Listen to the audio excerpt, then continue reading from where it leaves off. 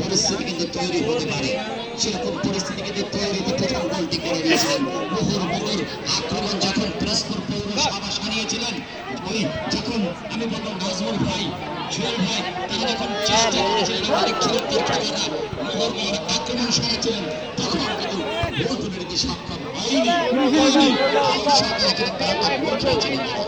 সেই শক্তি কিন্তু দিতে পারছিলেন তার সেখানে হারিয়েছিল, কিন্তু ভবিষ্যৎকালে সেই মহৎ ক্লাস থেকে অসাধারণ ক্লাস। আমি নিঃসন্দেহে আমি বলবো ম্যাচটি কিন্তু এই মুহূর্তে জমে উঠেছে।